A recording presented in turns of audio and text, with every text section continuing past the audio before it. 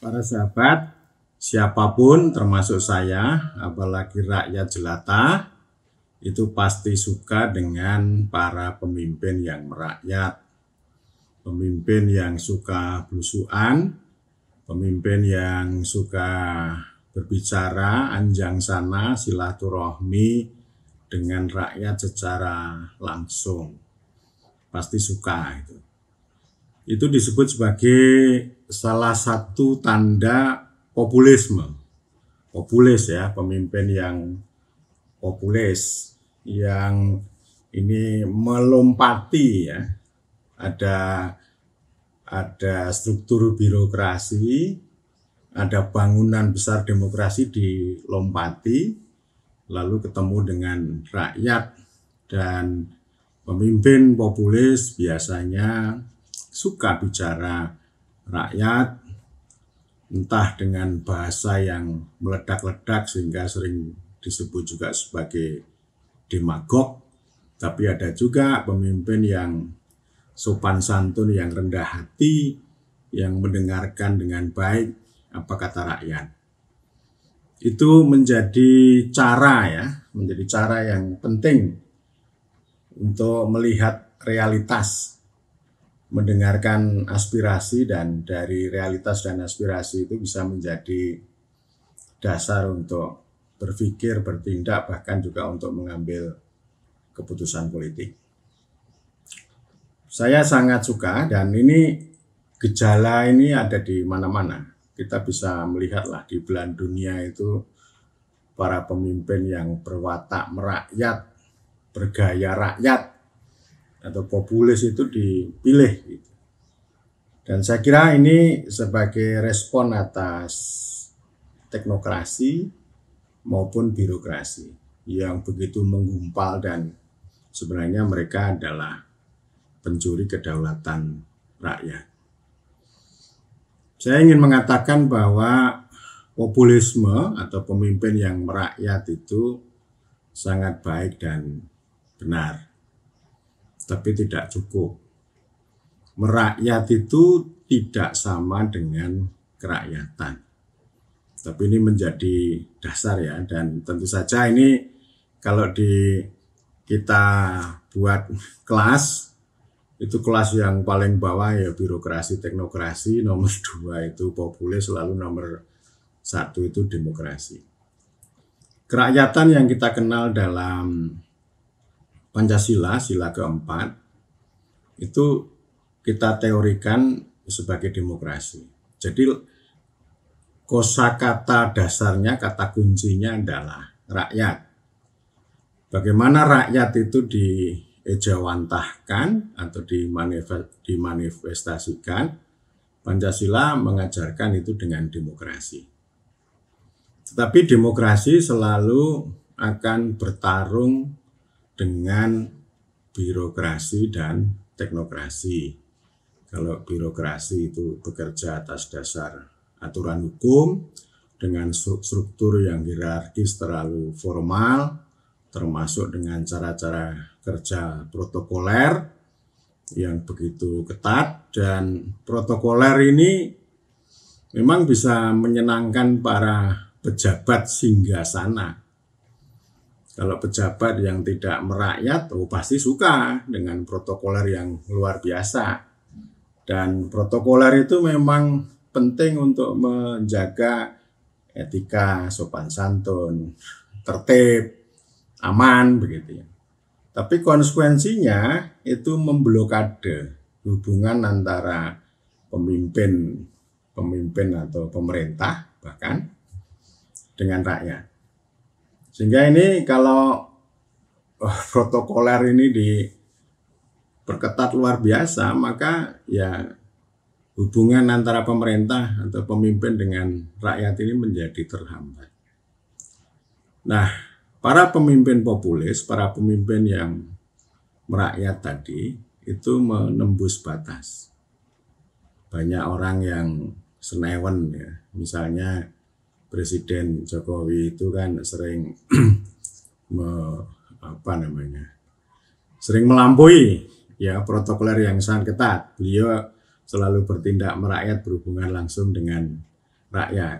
Tapi banyak birokrat, termasuk birokrat daerah yang kedatangan itu kecipuan atau kerepotan itu. Saya pernah mendengar ungkapan seorang pejabat, wah presiden itu tidak taat pada undang-undang protokoler.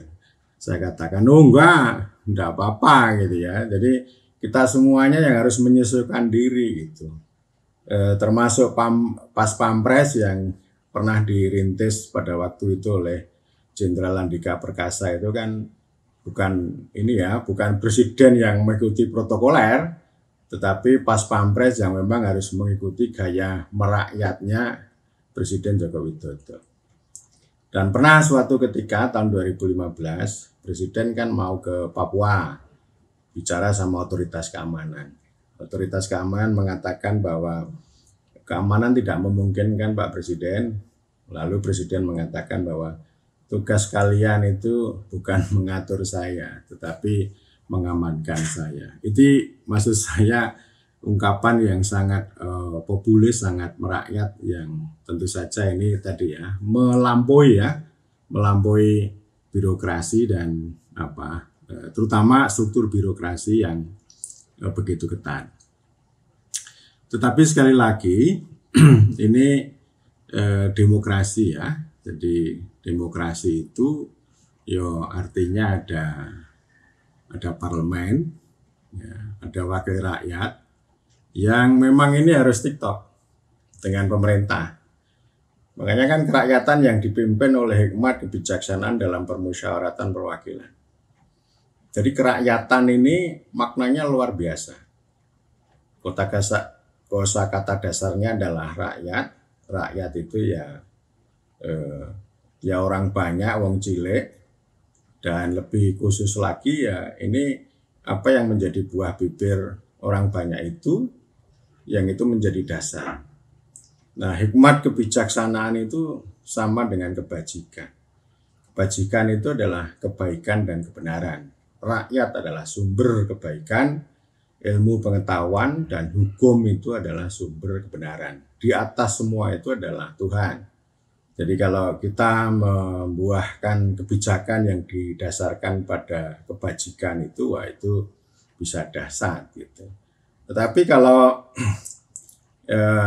dua-duanya tidak bisa ditempuh, baik itu kebaikan sama kebenaran, maka yang jadi utama itu adalah kebaikan. Termasuk populisme itu adalah kebaikan, meskipun tidak benar. Tetapi kalau kita mau mengharapkan dua-duanya jalan, itulah demokrasi. Jadi demokrasi juga digunakan untuk bagaimana kita menuntun ilmu. Karena ilmu tanpa demokrasi hanya dinikmati oleh segelintir orang, tetapi ilmu dengan demokrasi itu bisa bermanfaat bagi banyak orang dan bisa menjadi kekuatan perubahan yang dahsyat. Ya, ini sila keempat itu dahsyat itu. Karena itu Bung Karno mengatakan ini sebagai bintang penuntun dinamis, yaitu untuk mencapai tujuan negara. Dan di sana juga ditegaskan permusyawaratan perwakilan. Jadi permusyawaratan itu musyawarah atau deliberasi atau dialektika antara parlemen dengan pemerintah. Ini dibutuhkan dialektika yang luar biasa. Dan pengalaman di banyak negeri, termasuk di Inggris Raya, perubahan negeri itu bisa menjadi besar, bisa menjadi kuat, ya justru karena tendangan kekuatan parlemen. Demikian juga dengan Amerika, itu ya mereka memulai untuk membangun negara itu, membangun negeri itu, dimulai dari proses demokrasi ya. Jadi proses politik dialektika para pemimpin, para pendiri itu dengan luar biasa lah literaturnya gitu ya. Dan demokrasi itu datang lebih dulu daripada birokrasi. Nah, karena itu biasanya para pemimpin populis itu muncul di dalam negeri-negeri ketika birokrasinya sudah terlalu kuat, lalu demokrasinya itu lemah. Kalau mau membuat demokrasi itu memang berat, waktunya sangat pendek, maka jalan yang bisa ditempuh adalah populisme. Jadi ya itu namanya langkah terbaik di antara yang buruk-buruk gitu ya. Nah itu masalahnya ada di sana. Dan ini menjadi penting bagi saya bahwa ya kalau kita berbicara government, bicara pemerintah itu tidak hanya eksekutif tapi juga legislatif gitu ya. Dan selama ini karena birokrasi yang terlalu kuat, teknokrasi yang terlalu kuat, lalu populisme yang terlalu kuat, lalu rakyat itu justru mencaci maki, bahkan juga ikut melemahkan parlemen, melemahkan para wakil rakyat gitu ya. Meskipun nanti kalau pemilu ya tetap dipilih kembali gitu ya. Nah, tentu saja kalau sekali lagi kalau kita mau membangun negeri Indonesia NKRI yang bersatu, berdaulat, adil, makmur itu ya pemerintah dalam arti yang sebenarnya. Salah satunya adalah dialektika antara eksekutif dan legislatif, di mana dua-duanya adalah institusi politik, institusi pemegang kedaulatan rakyat yang memperoleh mandat dari rakyat. Jadi kerakyatan itu di situ ya, dan artinya bukan berarti kita itu hanya populis, lalu kebijakan populisme itu tetap saja dijalankan dengan teknokrasi, tapi dengan demokrasi, maka teknokrasi itu hanya dibutuhkan untuk menjalankan perintah demokrasi itu untuk mencapai efektivitas.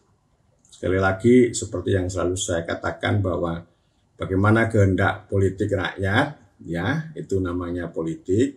Kemudian politik disalurkan dengan hukum, hukum itu dijalankan dengan administrasi, manajemen, teknologi, termasuk teknokrasi untuk mencapai kemakmuran rakyat sebagai konsep ekonomi. Nah ini yang saya sebut sebagai pemerintahan yang utuh, pemerintahan yang berpangkal dari politik yang kemudian berujung pada ekonomi. Saya kira demikian.